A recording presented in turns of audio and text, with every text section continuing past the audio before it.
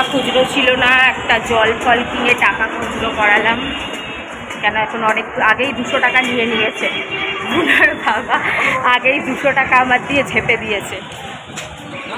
আরে ওখান থেকে যাই এয়ারপোর্টের অটো, কোথায় চললো দেখো, কিচ্ছু জানে না।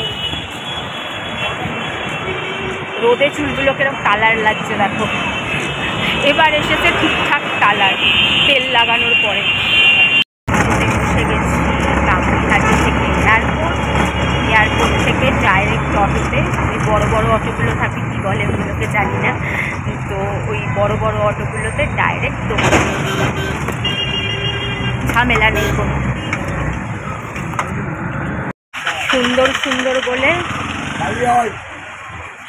সুন্দর বলে দিদি পয়সা নিয়ে চলে গেল।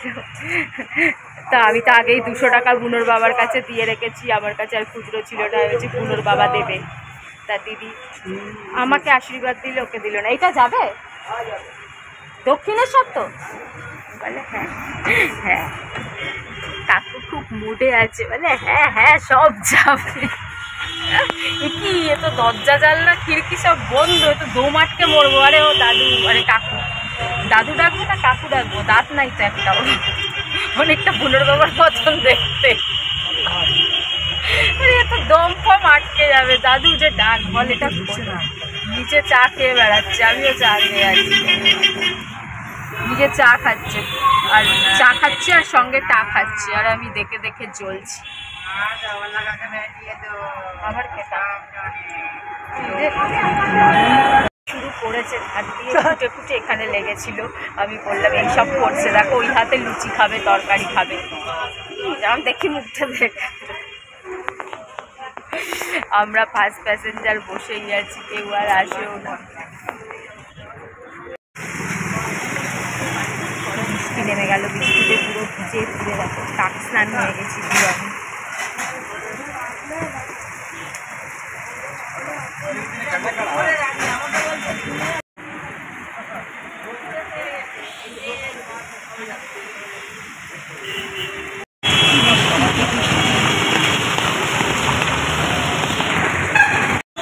চলো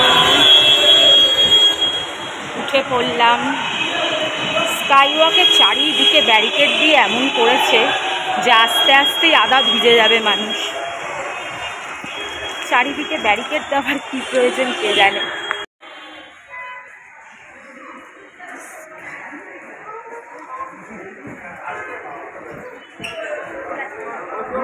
দিয়ে করে আসার পরেও একটু ওয়াশরুমের দরকার পড়ে গেল, আবার চলে এলাম।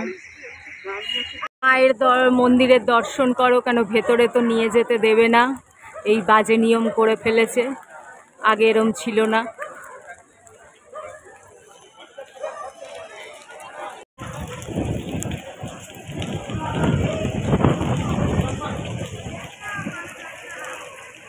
মোবাইল জমা দেবে না, বৃষ্টির মধ্যে না আসাই ভালো ছিল, যে পুরে আড্ডাও দিতে পারবো না, বসতেও পারবো না।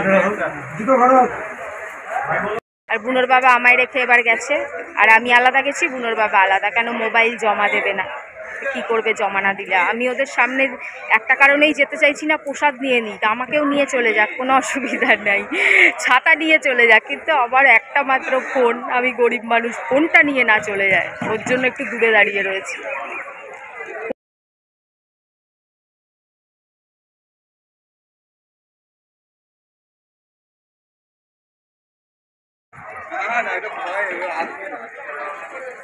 একজনে নিয়ে নিয়েছে তো ওই জন্য ভয়টা আসবে। চলিয়েছে আগে, জলদি জলদি জলদি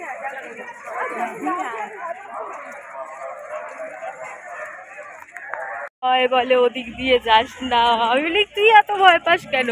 ভয় শুধু মোবাইল নিয়ে, ওরা কি করবে, খেয়ে নেবে নাকি? তুলে নিয়ে গেলে তুলে নিয়ে চলে যাবে, গাছে থাকবো তাই না? বাবা গো, গেছি গেছি গেছি। এখন আগের মতন তো দোকান নেই, ফুড প্লাজা করে দিয়েছে, কিন্তু বিশ্বাস করো আগের মতন সেই টেস্টও নেই। আগে যে ঘুমটি ঘরের দোকান ছিল, সেই ঘুমটি ঘরের চুলগুলোর কি অবস্থা, ভিজে গিয়ে আর কালার বোঝা যাচ্ছে না, খোঁচারে চোখে ঢুকিয়ে দেবে। এইটুকু বৃষ্টিতে কে এটা মেলে? আগের মতন নর্মাল জিনিসের যা স্বাদ সেটাই যখন হাইফাই করে দেয় তখন আর তার মধ্যে সেই স্বাদ খুঁজে পাওয়া যায় না। কিন্তু কিছু করার নাই, পেটে খিদা, মুখে লাজ নিয়ে দরকার নাই। বাবার অবস্থা, ডগিগুলো ঘুরে বেড়াচ্ছে, কি খেতে দেবো? কোনো বিস্কুটের দোকানও নাই। আচ্ছা, গঙ্গার পাড়ে আগে যে আড্ডা দিতাম সেই জায়গাটা গেলাম না তো। বৃষ্টিতে আর গঙ্গার পাড়ে আড্ডা, কি বৃষ্টিতে এক রোম্যান্টিক ওয়েদার ঠিকই, কিন্তু ভিজে ভিজে ফোন নিয়ে তো আর ঘোরা যায় না, এই একটা ব্যাপার হয়েছে। আর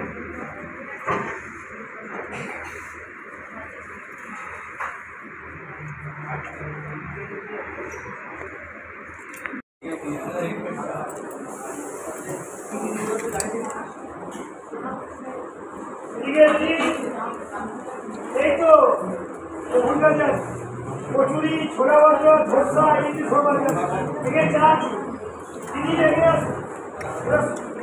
খাচ্ছি তো এটা কি হচ্ছে?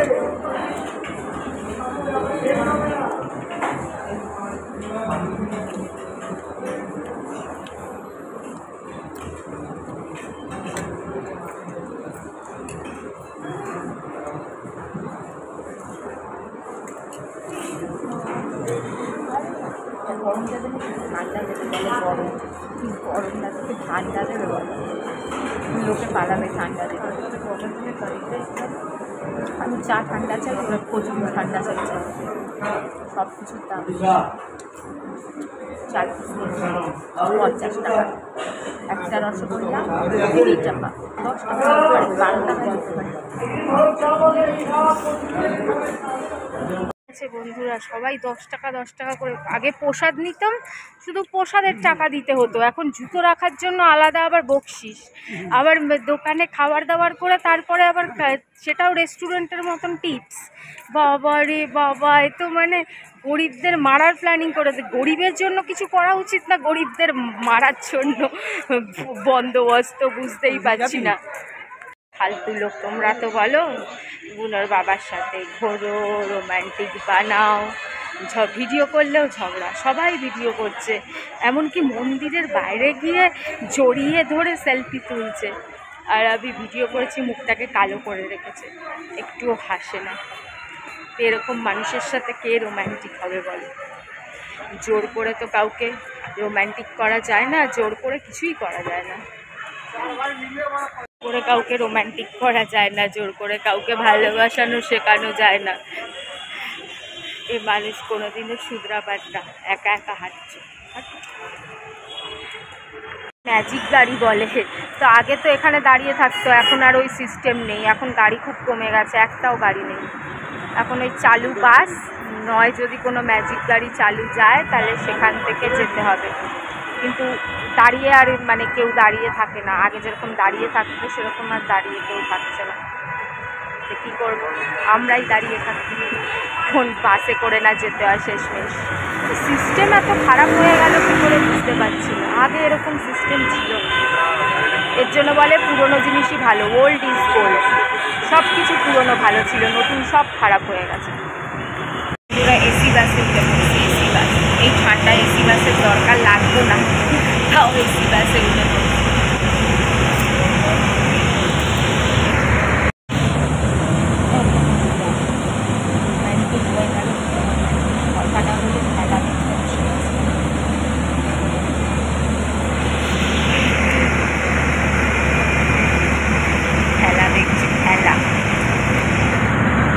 বাবা বাড়ি যাচ্ছিল, আমি বললাম রাতে কি খাবার হবে, কেনা খাবার হবে নাকি, তাই বললাম তাহলে জগৎপুরে চল, একটু বাজার ফাজার। বাবা কিনে হচ্ছে, রাস্তাঘাট আর ঠিক হবে না চরমে, রাস্তাঘাট, কেউ প্রেগনেন্ট হলে এখানেই ডেলিভারি হয়ে যাবে। রাস্তা দেখো, গাড্ডার উপর রাস্তা না, রাস্তার উপর গাড্ডা বোঝা যাচ্ছে না। বলাতে চলে এসেছি জগৎপুরে, তো একবারে বাজার করে নিয়ে যাই, বাড়ি গিয়ে টাইম পাস হবে, রান্নাবাটি খেলবো, মানে রান্নাবাটি করবো। কতদিন পর এলাম জগৎপুরাতে, দেখে ভালো লাগছে। আর এই মুখ গোমরা লোক তখন দিয়ে মুখটাকে বাংলার পাঁচের মতন করে রেখেছে, আমি যাবো না। মানুষের কাছে পয়সা থাকে, সব চলবে। কিন্তু হাসির দরকার নিয়ে কি করবো, ছোট দাম কমাও, দেখি জানি না। ওই গাদা পেটি যেরকম কাটে ওই রকম।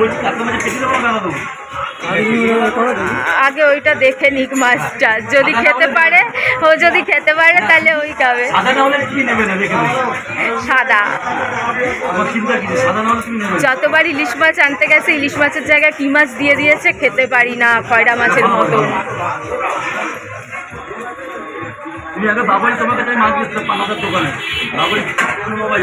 ও তাই দেখো,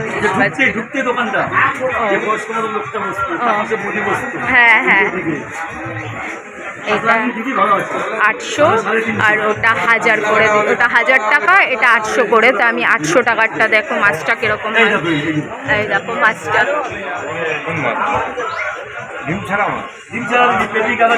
ভালো হবে মাছটা।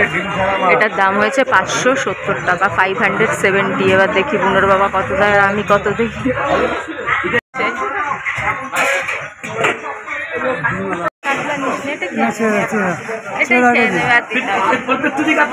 না তা আবার কালকে খেয়ে নি দুজনেই তো মানুষ, আমরা রোজকার বাজার করি, ফ্রিজ চালাই।